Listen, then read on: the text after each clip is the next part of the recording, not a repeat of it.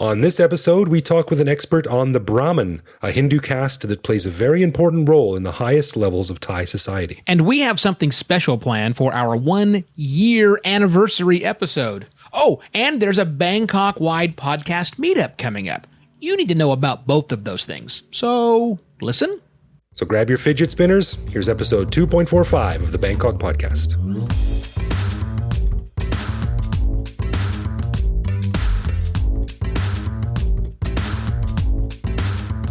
Sawadee krap, and welcome to the Bangkok podcast. My name is Greg Jorgensen, a Canadian who followed a friend to Thailand in 2001, and when he went back home, I just kind of didn't. And I am Ivo Terra, an American expat living full-time in Bangkok since the beginning of 2016. Thanks for joining us, and welcome to the Big Mango. Now, before we get started, I want to send a big thanks to our supporters on Patreon who help us keep the show going and free of annoying ads. As is the custom for supporters of the show shout-out level, we have someone to thank. Yes, indeed we do, Greg. And this week it is a woman by the name of Amy. Here we go. Amy Prapantanaton. Prapantanaton. Nice. That's pretty close, I think. Not bad.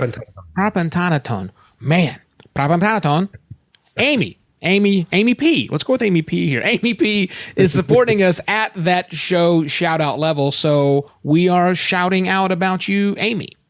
That's right. And as you know, Ivo, I do like to do a little bit of research on our patrons every month. And I did find out something interesting about Amy. Turns out a few months back, she was driving home in a terrible rainstorm and she noticed a car stopped on the side of the road. Now, being the helpful type of person that she is, she stopped to see if there was a problem, and she found a man in the back of the car helping his wife who was in labor. Wow. So thinking fast, she told him not to worry. She parked her own car, she jumped in their car, and sped to a hospital just in time for the delivery. Now, the couple was so thankful that they named their beautiful little baby Amy.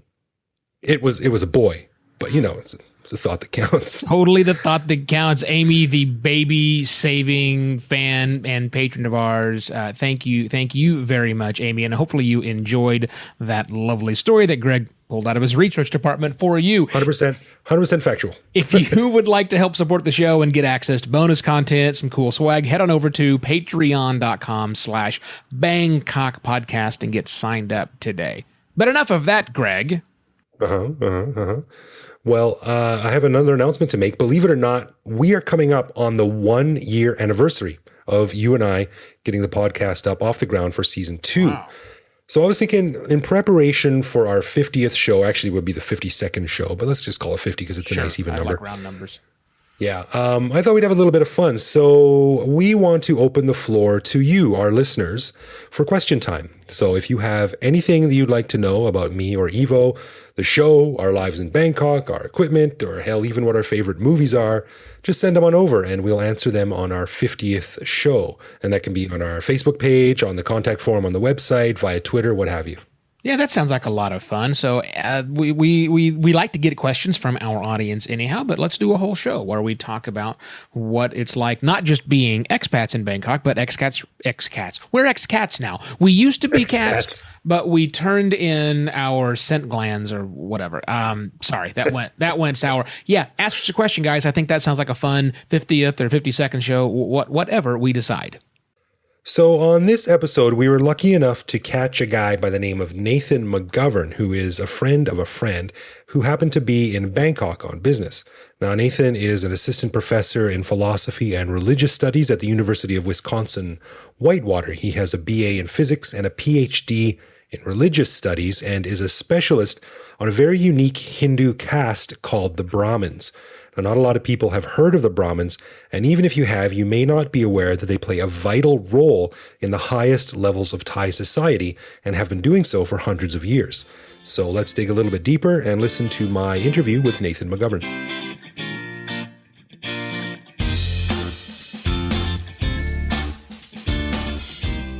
Well, we're very happy to welcome to the show tonight a guy by the name of Nathan McGovern, who has a very special interest in a very unique part of Southeast Asian culture. Nathan, welcome to the Bangkok podcast. Thank you. Thanks for having me. So your specialty is, or one of your specialties anyway, is something called the Brahmin. And the Brahmin are a unique sort of facet of Thai culture that I think a lot of people might not know about. And if they do, they might not know much about it. So, can you just give us a quick rundown of what a Brahmin or the Brahmin are, where they come from, and what they have to do with Thai culture? Sure. So I think what's interesting about Brahmins in the context of Thailand or studying Thai religion is that, at least for those of us who study religion, and anybody who's even taken just a basic course in high school or college on religion, you would normally associate Brahmins with Hinduism, which is the majority religion in India, whereas Thailand is a mostly Buddhist country. So Right. the simple explanation of what a Brahmin is that within Hinduism and within Indian society, there's a division into different social classes. Classically, this would be four groups. The first of which is the Brahmins. Each of these groups, so this is related in a sort of complex way to what I think most people are familiar with, which is the caste system, where you're born into a certain social group, and that determines who you can marry and what sort of occupation you can have, at least hypothetically. And so Brahmins are a class that includes castes that are at least in theory intended to be priests within Hinduism. So Okay. so the simple answer to what Brahmins are is that they're Hindu priests. And what makes it that interesting in Thailand is that, well, this is a Buddhist country, not a Hindu country, and yet these Hindu priests, these Brahmins, are employed by the royal palace and have been for hundreds of years to perform special rituals for the king, and have historically had a very important role in Thai society. How did they come from the area around India? How did they make their way to Thailand, and when was that? Sure. So the short answer is we don't quite know.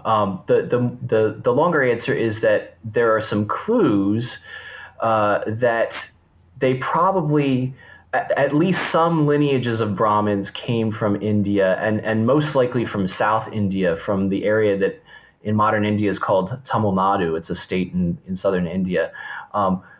Probably sometime during the Ayutthaya period. So Ayutthaya was the old capital of Siam before Bangkok became the capital. Okay. And there are some stories about this. Now Brahmins probably came to Thailand at different times over many centuries. So I'm not saying that in reality there was any one point at which Brahmins came to the old kingdom of Siam, or what we now call Thailand. But there is one story that's kind of interesting, which says that there are two versions of it. One says that it happened in the 14th century. The other says it happened around the year 1500. But in any case, it says that there was a kingdom in India called Ramaraja, and the king of that kingdom had the same name as the king of Ayutthaya in what is now Thailand. In one version of the story, he was angry about this. In the other version of the story, he was happy about it. So in the version where he was angry about it, he actually tried to kill the king of Ayutthaya several times by sending spies and assassins and so forth, and wasn't able to. And it turned out the reason is that the king of Ayutthaya was actually an incarnation of the Hindu god Vishnu. So he couldn't kill him, and so then he decided, well, then I should become friends with him. And at this point, the stories become basically the same. So then there becomes this desire on the part of the king in India to become friends with the king in Ayutthaya, and so the stories end in the same way, which is that king in the kingdom of Ramaraja in India sends a group of Brahmins to work in the royal court of the king of Ayutthaya, and ever since then there have been Brahmins working in Siam and now in Thailand. Okay, that's interesting. So it was very much a case of if you can't beat them, join them. Right, exactly. So you have a bunch of Hindu priests in the Thai court. I guess I'm using the right words there. Right. Why were they just sort of allowed to be here and welcomed, and what did they do? That's a question that I'm particularly interested in, is how do we theorize the presence of Hindu priests within a broader Buddhist context? And I think that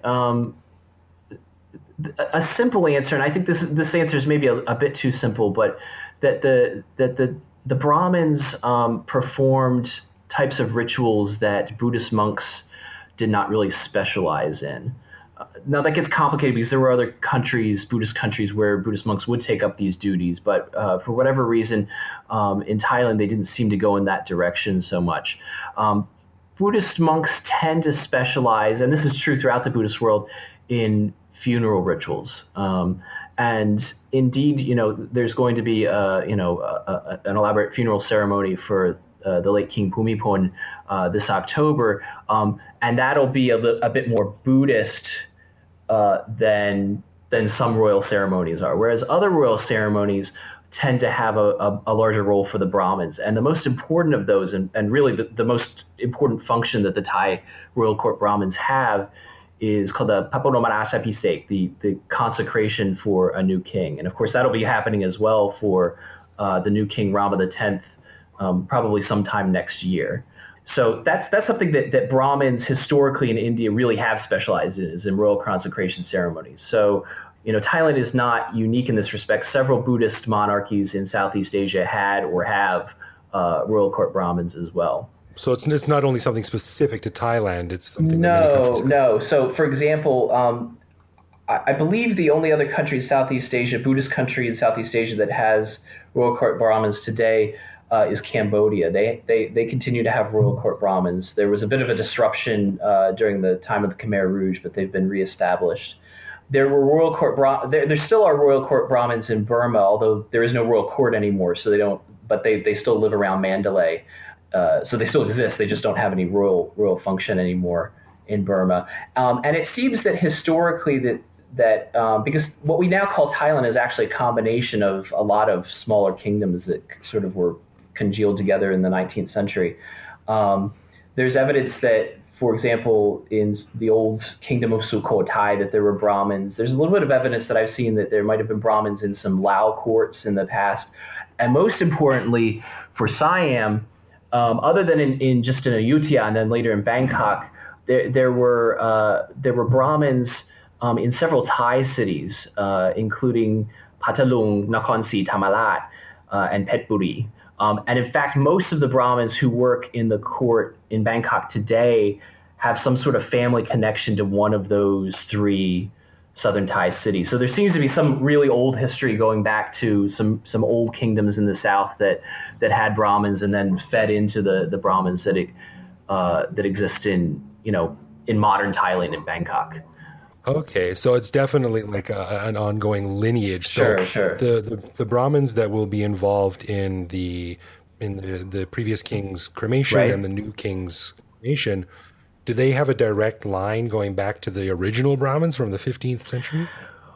Presumably. I mean, there's no reason to doubt that, but there's no, at least from what I've seen, not and this is true for studying Thai history in general. When you get back before the sort of bureaucratic revolution during the reign of Rama V in the late 19th century, and certainly before the fall of Ayutthaya in the 18th century, the historical documentation is very sparse. So there's not really like written records that can prove that, but there's other sort of circumstantial evidence that certainly supports that they go back to that time, and that they do indeed go back to India. So what happens if some Thai guy who's really interested in this side of things, he decides, hey, I want to become a Brahmin priest? Is that possible? No, you have to be a part of an established family. There's so the way that it usually works is that, if you want to become a Brahmin, your father needs to be a royal court Brahmin, and then at a certain age you will decide if you want to ordain as a Brahmin yourself. Okay. Oh, So okay. your father would need to be an active Brahmin in the royal court for you yourself to become a Brahmin. Now there is one sort of partial exception. His name is Brahmin Tran, who just ordained a few years ago.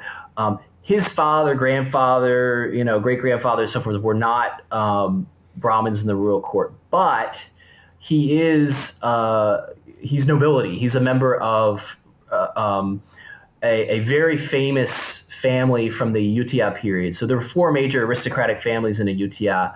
One was a Brahmin family, so descended from Indian Brahmins. There's a particular ancestor named Siriwattana who was a Brahmin in the court of Somdet Patnalai in the 17th century. So this new Brahmin, Pramtran, he's from that family. right? And these famous old families from Ayutthaya, they all have good genealogies and so forth. And so he was able to prove his genealogy and was able to ordain as a Brahmin on that basis. But that was something rather novel and unusual. Usually the process would be, okay, your father is an active Brahmin in the court, and then you decide, when you come of age, if you want to become a Brahmin as well. It's interesting to me because Thailand strikes me anyway to be sort of a nationalistic, proud culture, Right. and this sort of has elements in a lot of things. Right. We were never colonized, and our food is the best, and Muay Thai is the greatest export, blah blah blah. Right. So it strikes me as somewhat strange that they would allow this very, very important role to go to the Farang, the outsider, the non-Thai. Right. Yeah, that's true. But on the other hand, Buddhism is also an outsider religion. It's also from India, so it's not really different in that respect. And I think an important thing to understand about the history of Thailand and Southeast Asia in general is that Southeast Asia for almost 2,000 years has been deeply influenced by Indian culture. Right. And in many ways, and in fact, 1,000 or more years ago, a lot of Southeast Asia, not so much this part of Southeast Asia, but like what is now Cambodia, southern Vietnam, and most of Indonesia, and even the Malay Peninsula it's hard to use these categories because these are modern categories, but what we would call more Hindu rather than being Buddhist.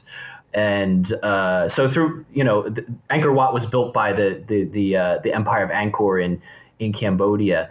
And it was originally a Hindu temple. It was later converted into a Buddhist temple. But Hinduism has a very old place in Southeast Asia, and that, of course, includes the role of Brahmins within it as well. So how has their role evolved over the decades and centuries? Have they taken on a greater role or a lesser role?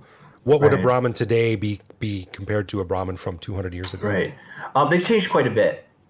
And part of that has to do with political changes, especially with the fall of the absolute monarchy in the 1930s. But actually, even starting earlier than that, in the 19th century, as Siam modernized. So in the late Ayutthaya period, or in the Ayutthaya period in general, and then in the early Bangkok period, Brahmins had three roles. One was in performing royal ceremonies. So I'll come back to that because that's what they still do today. But they also had two other roles. One was taking care of the royal elephants. So this was a sort of, certainly a military role because the royal elephants were involved in the military, but also a magical / religious role because there were certain rituals that were involved in capturing and in taking care of royal elephants. A third role that they had what had to do with astrology and divination. So they acted as royal court astrologers, and there were three classes of Brahmins for these three functions.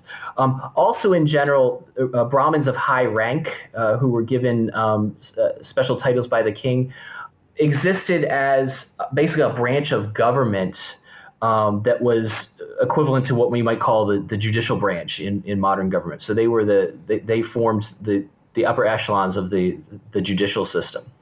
Right. And so that continued into the early Bangkok period.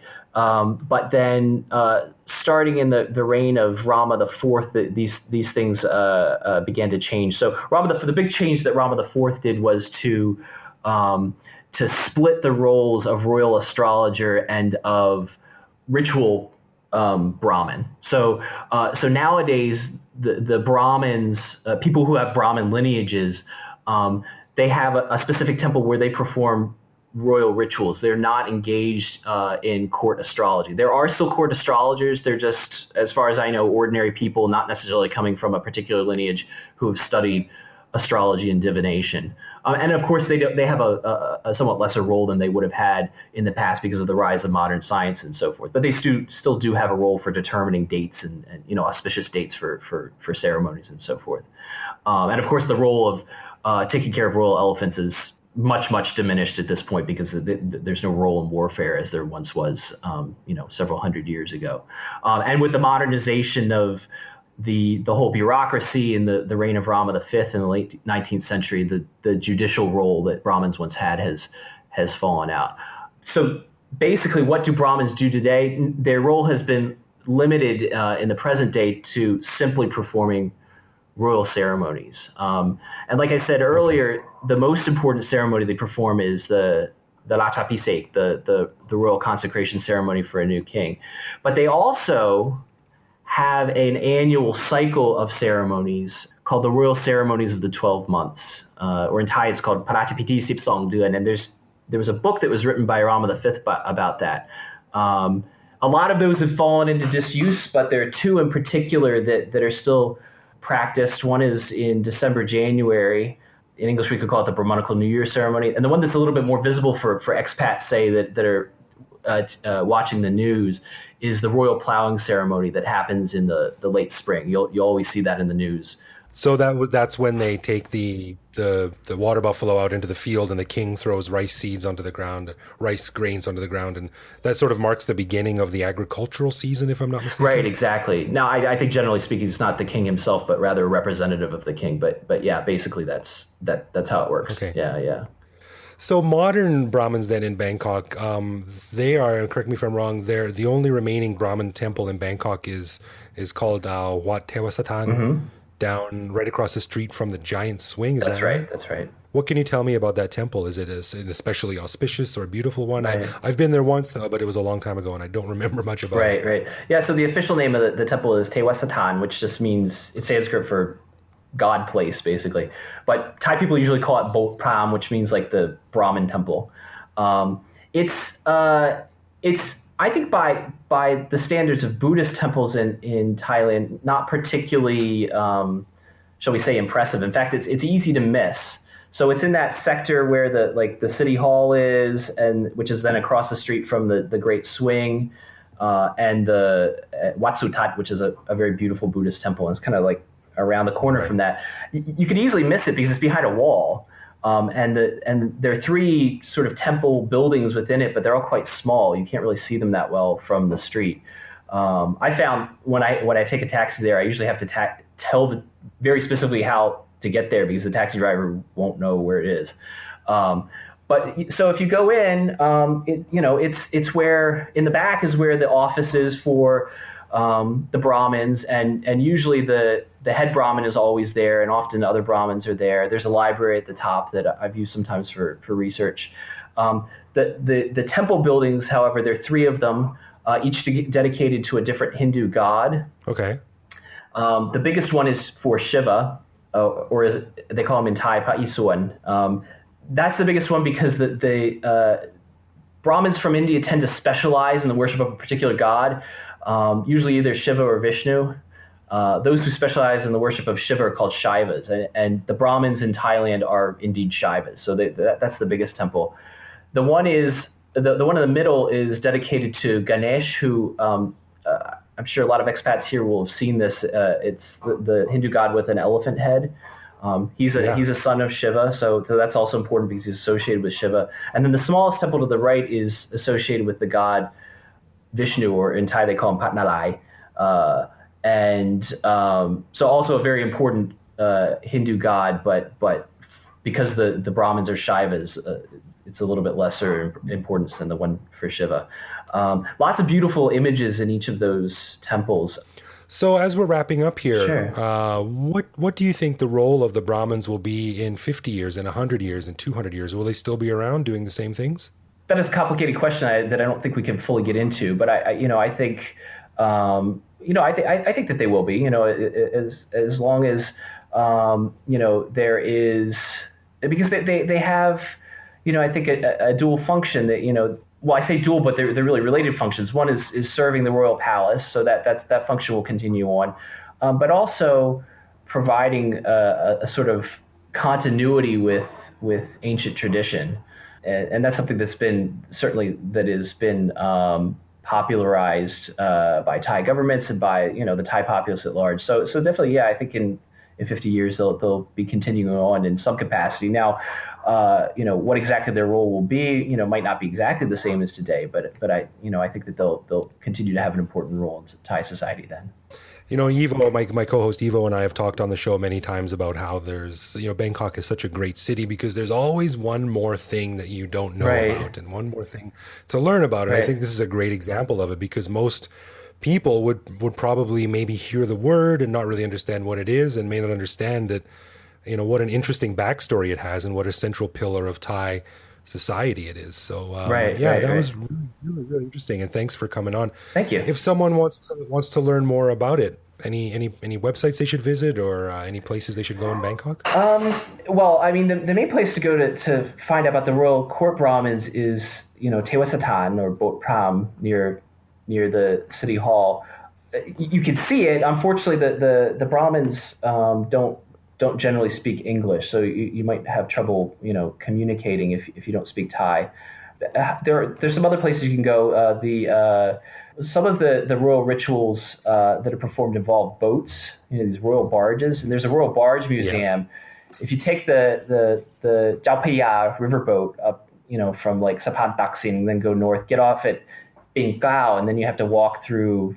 You kind of have to walk through a swamp actually, but it's not too far. It'll take you to the Royal Barge Museum. That's where they keep the royal barges. Very beautiful, very, very, very beautiful. So that's something that I would definitely recommend as well. Another thing to check out that could be interesting. This isn't related to the royal court Brahmins, but there are Indian Brahmins who are more recent immigrants, and their biggest temple, serving like immigrant Indian communities that have come like just in the past 100 years, is the Sri Mariamman Temple in the Silom area, and there are Tamil Brahmins who work there as well. Oh, that's the really colorful one, otherwise known as Wat Yeah, Kek. Wat Kak Silom is what it's usually called in Thai. Yeah, exactly. Yeah, that's a really neat one, and it's always really, really busy around there, and it's sort of a mini little India. It's like one block Right, square. right, right, right, right. Exactly, exactly. Well, cool, man. Thanks a lot for coming on. That was really Thanks. interesting, and we'll have you on again maybe in the future, and we can talk about maybe some of the upcoming ceremonies that are going to take place that are important and Great, great. will be known across Thailand because again, they're central to the Thai royal court, and that is one of the famous three pillars of Thai culture. So it's very important stuff to get Great, into. great, great. Well, thanks for having me. I really appreciate it.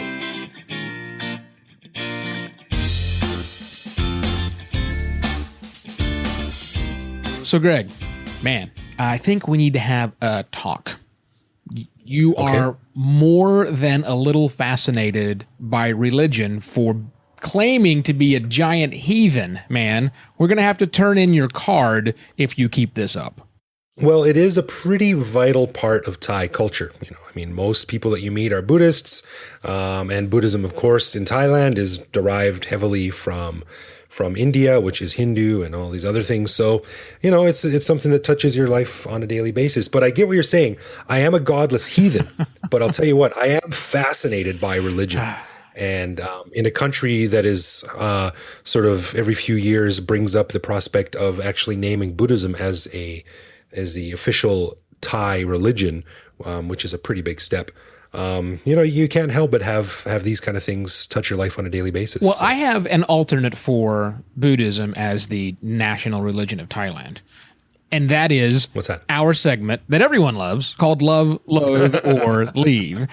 Smooth. That's the part of the show that I certainly like, where one of us gets to spring something special about and unique about living in Krung Thep Mahanakan on the other one and find out, is this something that we love about living in the kingdom, something that we loathe about living in Thailand, or something that we hate so much that it's eventually going to drive us away?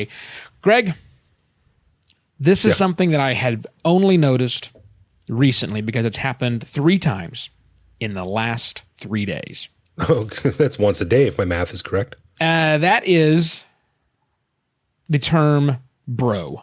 Bro. Bro. What's up, I'm not Brah? so sure how it's supposed to be pronounced. All I know is that 3 different Thai nationals, of whom I am only peripherally associated with, I don't really deeply know these guys. We are on a first name basis with one another. One I've never met in person. The others I have met in person, but only briefly. And they have all 3 in 3 days ended their exchanges with me via the internet with something along the lines of, okay, bro, or that sounds great, bro, or something else, bro. And it's like, bro. Bro seems odd. Is this a new phrase that's happening in Thailand? Is it just finally making its way over here some 20 years later? What's up, bruh? That's interesting. I mean, it's been popular in the West for years, and it's only now that it's sort of becoming cheesy, and you hear terms like, bromance and bro trade. People amending terms with bro, like, oh, he's a bro trader, or he's like that Martin Shkreli douche who was charging people thousands of dollars for cancer medication, like the pharma bro they called him. But I think sort of like it used to be a term of genuine affection, but it's just sort of over the years has sort of seeped around the world. And now it's coming over here and people are using it without understanding the irony and the cheesiness that it's used in Western countries. So I've heard it too. It's a little bit grating sometimes because you're like, hey, man, we don't know each other that well. I'm not your bro. Call me buddy. Yeah. Sure, call me friend, okay, but bro? And I think the toughest part for me is I simply don't know how to pronounce it. Is it bro? Is it bruh? Is it brah? Right? I mean, these all three of these mean different things in America, depending on where and when you are in the timeline. So I just it's weird to see that coming here, but I don't know. So I think it has to go in the loathe camp only because I'm puzzled by it. Yeah, I would agree with that too. I certainly don't love it, and so I'm not going to leave because someone calls me bro. Can you imagine? Thanks, bro. That's it. I'm out of here. I've had it with this country. I can handle the trained rats walking down the street, but no more of this. I can handle the uneven sidewalks and the rabid dogs and the food poisoning, but I draw the line at Brough. We are not blood relatives. What is wrong with you? You know what I don't like is when you go down to Pahurat or Little India or something, and they all call you boss. Oh. Hey, boss. Hey, boss. Yeah, that I'm like. Well, that's just adding a whole level of hierarchy and commerce into the thing that I'm not comfortable with. Nah, that I'm okay with. You can call me boss. No big deal. I'll take that. I'm not calling you boss. I'm not calling you anything except evil. Hey, well, before we finalize the show here, can I just say once again how stinking awesome you, the listener of our show, is, and your friends who are listeners are. I don't know if you've checked the numbers lately on this, Greg, but we are now clocking in on what looks like at least a couple of thousand individual listeners to our program. That's the best stats I have. A couple thousand, it looks like, listen to us on a regular basis. We have recently capped 100 followers on our line account. We've crossed that line. Amazing. Finally. Thank you for the people that came in and pushed us over the goal line for over 100. And I'm not sure, I looked today, I'm not sure if it's going to be Facebook or our Twitter account where we break 2,000 fans and followers first in the coming weeks. It's going to be, we're close in both. We're close in both Facebook and Twitter to 2,000 fans each. And best of all, 22 of you are supporting our show on Patreon. Now that's, I can't decide whether I'm humbled or just in awe, but it doesn't matter. Thank you very much for all of your support. Seriously. Can you be both? Can you be humblesome? I'm humblesome. Humbled. Yeah, that's great. It's fantastic. And I sent a couple of emails out this week following up some ideas we have for the special gifts that we're giving to patrons who support us at that level. And there's some cool stuff out there that we're going to be looking into. So that's fun to research and track down and trying to decide what we're actually going to be rewarding patrons with. But no matter how much you give or how you support us, we appreciate every bit of it. And if you would like us to say nice things about you on the show, as we did with Amy Prapantanaton, Amy P, this week, then, or you just want to get the show early as well as access to some special patron-only bonus content, just head to patreon.com/Bangkok Podcast and lend us your support. As Evo said, we really do appreciate it. And also, before you go away, Greg, I want to remind us to talk about the big party we're having on August the 30th. Yeah, maybe that's going to be fun. That is going to be a lot of fun. Facebook.com, go to the Bangkok Podcast page. We've got an event set up there for August the 30th. It's a citywide podcast listener, podcast producer, I don't know what the hell podcast is, but I want to know more about it, event that we are helping to co-host here at the Bangkok Podcast. So you, listener, you're welcome to come. Tell all your friends if they happen to be in Bangkok on August the 30th. Come hang out with us at Smalls. It's a cool little bar, not too terribly far from us here in the Sathon area of Bangkok. But go to bangkokpodcast.com. No, don't do that. Well, you can. It's there too. But go to facebook.com/Bangkok Podcast. Go to the events tab, and you'll see an RSVP there. There's about, I think it's like 20 people interested. 10 have committed to say that they are actually going, not just the two of us, but 10 real actual people out there. So pretty pleased with Sugar on it. Spread the word, and let's have the first big Bangkok-centric podcasting meetup. I think I'm calling it the I Love Podcasting in Bangkok meetup. It'll be fun to see you guys there. Right. How am I going to fit that on a tattoo? I love podcasting Bangkok. Will I fit on my arm? Well, do you know the Wendy joke? Yes, I do. And we're not going to say it on this family rated episode, but yeah, I can get that done too. Maybe we'll cover that in a future episode, a future patron only. We might need 2 episodes to cover that one. It's a long story. Oh, well, thanks to you for listening to the Bangkok Podcast. If you have something on your mind or just want to drop us a line to say hello, please leave a comment on bangkokpodcast.com, or you can reach out directly to me on Twitter, where I am BKK Greg. Or you can send us a message either on Facebook or on Twitter, or now online. We're known as simply at Bangkok Podcast. We are very good at responding to comments on all of those platforms, questions, and even if you want to heap praise upon us, we will still reply and say, oh, thank you very, very much. For Greg Jorgensen, I am Evo Terra. We shall be back here next week with more stories of our lives lived in the City of Angels right here on the Bangkok Podcast. Talk to crap.